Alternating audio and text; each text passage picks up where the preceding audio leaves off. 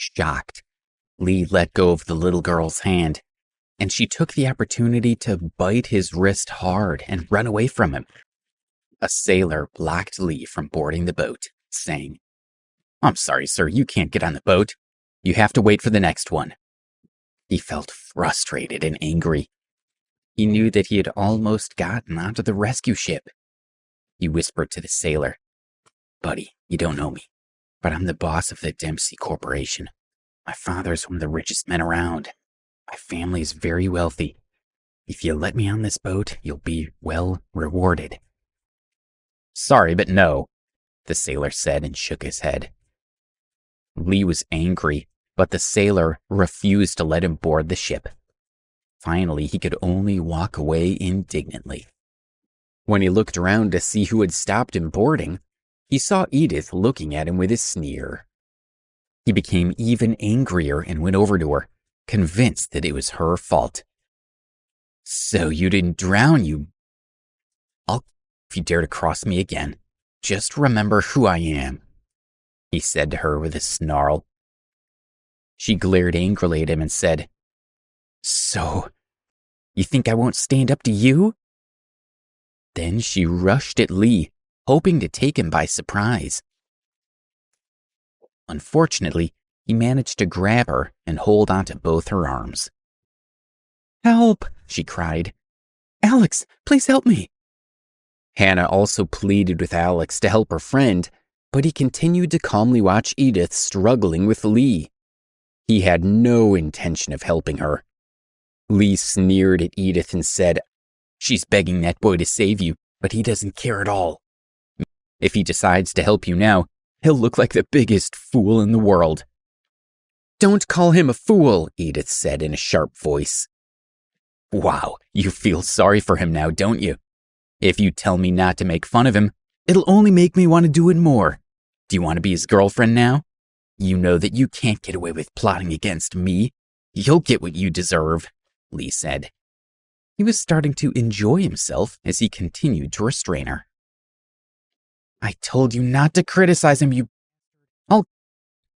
Edith screamed as if she had gone crazy. She tried hard to break away from his control, but wasn't strong enough. In the end, she gave up and cried forlornly. Lee allowed her to stagger a few steps backwards, but didn't let go of her. He took her over to the railing and said, "Damn it, you're a crazy, right?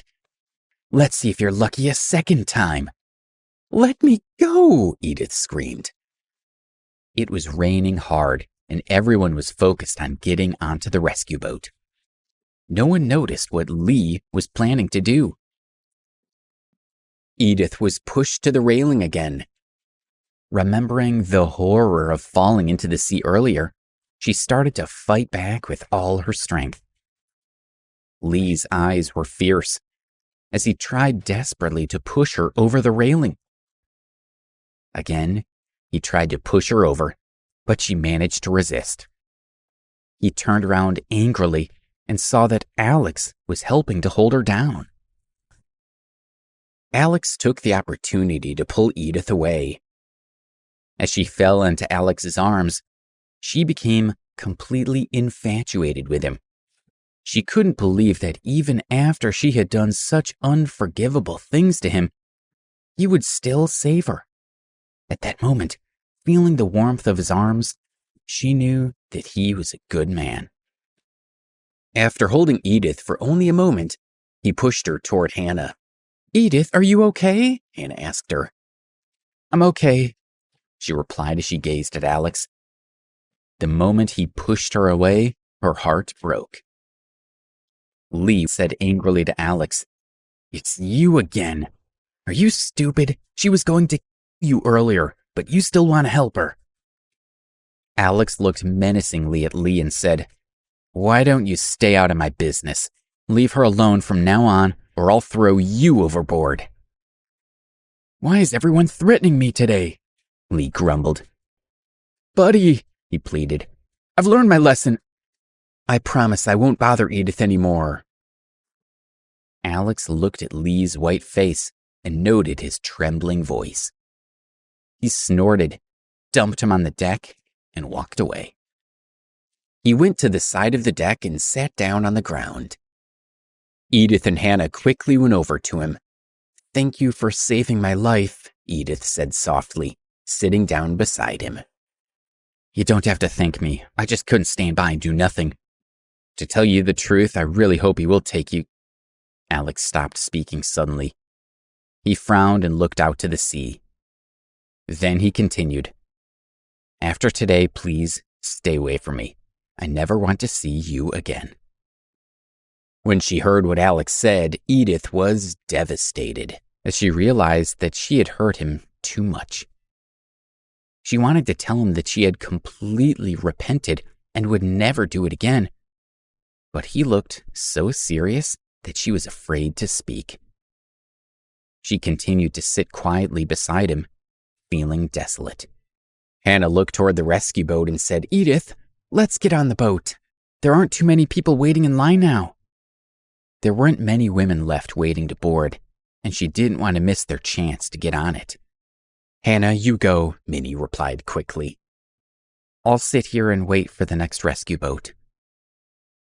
Alex had saved her life twice, and she wanted to make sure that he was also rescued. She didn't feel that she could just leave him. Hannah pleaded with her friend to go with her, but Edith refused. Finally, Hannah decided that she would also sacrifice herself to keep Alex company and sat down next to Edith. When the rescue boat pulled away, it was full of women and parents with children. Around 500 people, almost all men, were left on the sinking cruise ship. The few women left on board were wives who were reluctant to leave their husbands behind. When the rescue boat had gone, the deck fell silent again. After some time, people began to hear the sound of another vessel approaching. They guessed that this was not an official rescue boat because it did not come from the direction of Miami, but from further south. It seemed to be a large, privately owned yacht. Watching the yacht approach, the people on the deck stood up again.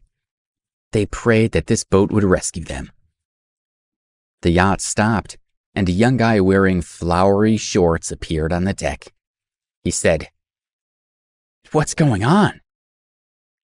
There were two beautiful women with him on the yacht. It was Justin Ambrose. When he had heard about the celebration with 100 internet celebrities, he couldn't wait to get there. He was determined to catch up with the cruise ship, but was shocked to find it sinking and people evacuating. Everyone on deck started shouting out to Justin. "Help! Please save us!" One man called out to him. "Take us back on your boat!" cried his wife. "Please help us!" said another man. "Alex, let's go and see what's happening," Edith said. She spoke carefully, for fear of making him angry. He didn't say anything.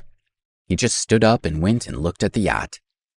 He was surprised to see his half-brother standing on board. He walked over to the railing where he could clearly see him. Justin was saying, "I've got a lot of people on my yacht with me. I won't be able to show these ladies a good time if you're all on board. You'd better wait for the Coast Guard." Justin didn't care at all about saving people. Enjoying himself was always his priority. "Sorry guys, my ladies are waiting for me," he continued, and was about to go back inside the yacht when a cry from the cruise ship stopped him. "Justin!" He looked back doubtfully and saw Alex standing on the deck. He was overjoyed. "Alex, what are you doing there? Come on quickly, get on the yacht." He gestured to Alex that he should get on the yacht with him. "Well, you get the boat up to the gangway and I'll get on now," Alex replied. As the yacht pulled up against the gangway, he prepared to walk across. As he turned to step onto it, he almost bumped into Edith and Hannah. "Alex, please take us with you," Hannah said. Edith kept her head lowered and was afraid to look him in the eye. "Forget it," she said in a low voice. "Let him go by himself. We'll wait for the next rescue boat." She gently pulled Hannah toward her. I guess you two can come with me, Alex sighed. He walked down the gangway to the yacht with the two girls following him. Some of the other people on the boat tried to follow, but as they went to jump from the gangway onto the yacht, Justin sneered at them and said, "If you dare to jump on, I'll kick you into the sea. Just try it."